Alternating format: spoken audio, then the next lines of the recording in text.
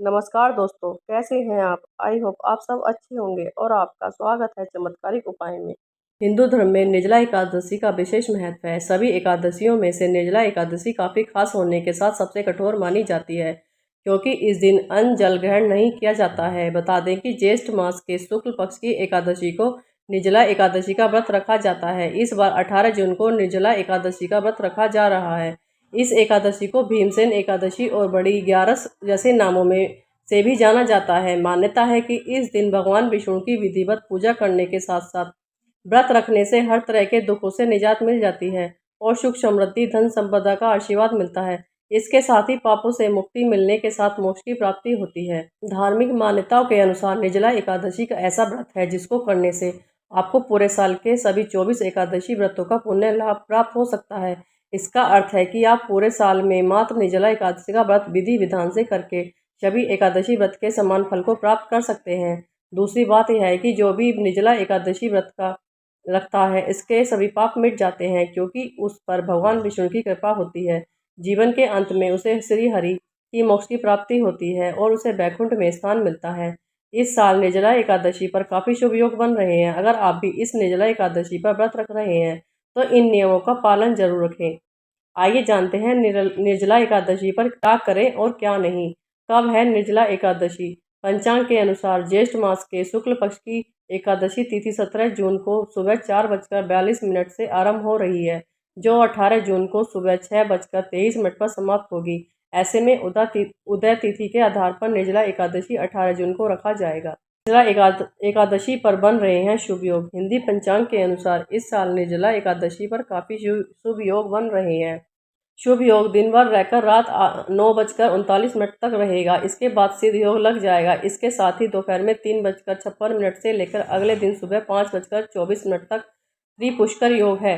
निर्जला एकादशी पर क्या करें और क्या नहीं। निर्जला एकादशी पर क्या करें? दान, अन्न जल दान, गोदान, वस्त्र दान, जूता और छाता दान। यह नहीं कर सकते तो कम से कम इस दिन कलश में जल भरकर उसे सफ़ेद वस्त्र में ढककर चीनी और दक्षिणा के साथ किसी ब्राह्मण को दान जरूर करें, जिससे साल भर की सभी एकादशियों का फल प्राप्त होता है।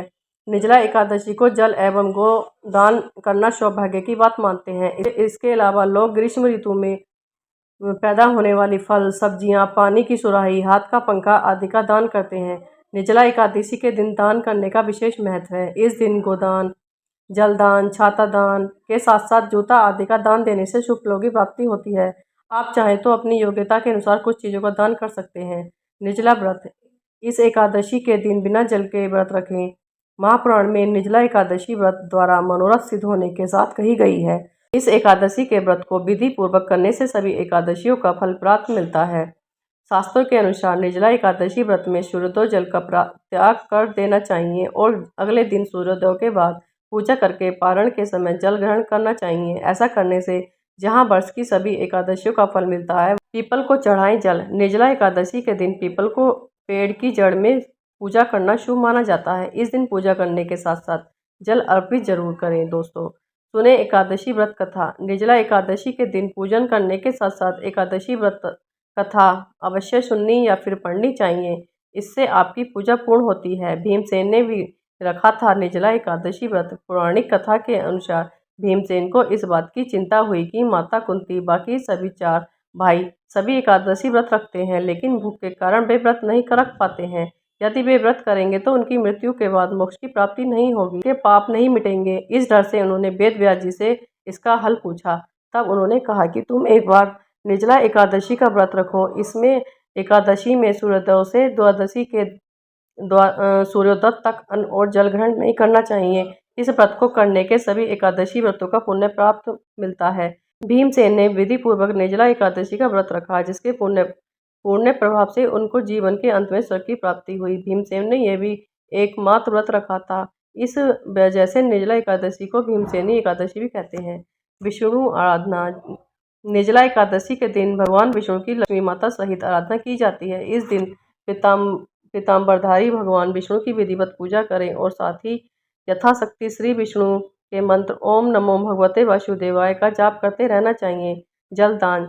जो लोग गोदान नहीं कर पाते हैं वे इस समय जल पान जरूर कराते हैं। ज्येष्ठ मास जैसे भी तपता है तो उसे प्यास से प्याऊ लगाना और लोगों की पिलाना पुण्य का कार्य है। इस दिन जल के वास करने वाले भगवान श्रीमन्नारायण विष्णु की पूजा के उपरांत दान पुण्य के कार्य पर समाज सेवा की जाती है। ऐसा करने से पितृदोष होने के साथ ही चंद्र दोष भी दूर हो जाते हैं।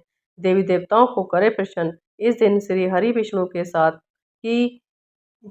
ही माता लक्ष्मी की पूजा करें। एकादशी तिथि के देवता हैं विष्णु देवगण, जिनकी पूजा भी करनी चाहिए। इस दिन जल देवता वरुण देव, इस दिन कृष्ण जी की पूजा भी करनी चाहिए। दान करें पानी से भरा घड़ा। इस दिन साधक बिना जल पिए जरूरतमंद व्यक्ति या किसी श्रेष्ठ ब्राह्मण को शुद्ध पानी से भरा घड़ा यह मंत्र पढ़कर दान करना चाहिए। कहा जाता है कि इस दिन साधक निर्जला व्रत रखकर किसी को पानी पीने का घड़ा दान करता है तो शुभ फलों की प्राप्ति होती है। इस दिन घड़ा दान करते समय इस मंत्र को बोलें।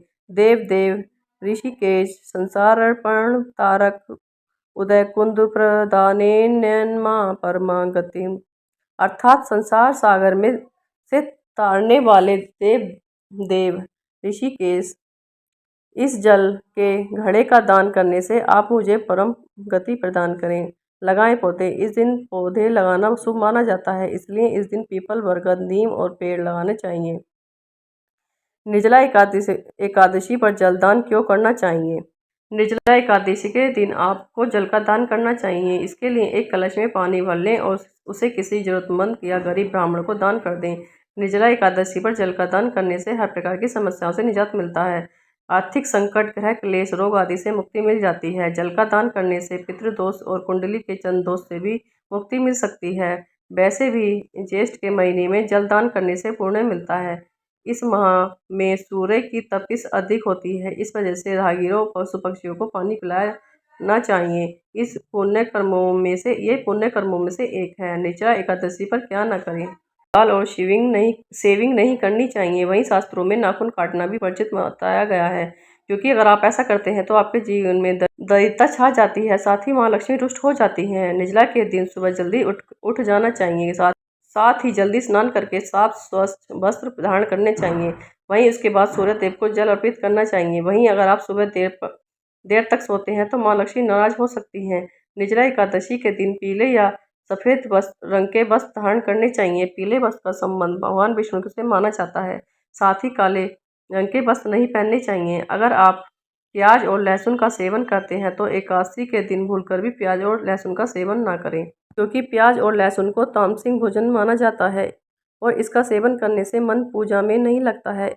इससे पूजा का पूरा फल प्राप्त नहीं हो पाता है। इसलिए निर्जला एकादशी के दिन प्याज लहसुन का सेवन नहीं करना चाहिए। अगर आपके घर में व्रत नहीं भी है तो प्याज लहसुन का प्रयोग न करें। वहीं इस दिन भूलकर शराब का सेवन भी नहीं करना चाहिए। निर्जला एकादशी के दिन चावल का सेवन करना लाभकारी माना जाता है।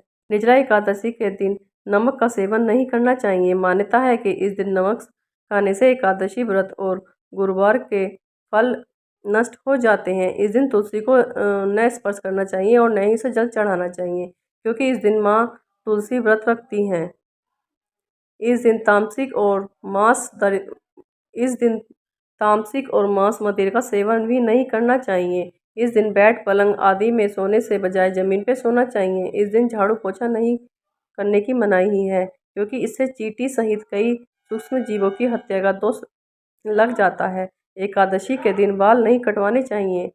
दोस्तों, अगर आपको ये वीडियो अच्छी लगे तो वीडियो को लाइक और चैनल को सब्सक्राइब करना ना भूलें। अगर आपको वीडियो से संबंधित कोई भी प्रश्न करना है या एकादशी से संबंधित कोई भी प्रश्न पूछना है तो आप कमेंट बॉक्स में कमेंट कर सकते हैं। राधे राधे दोस्तों।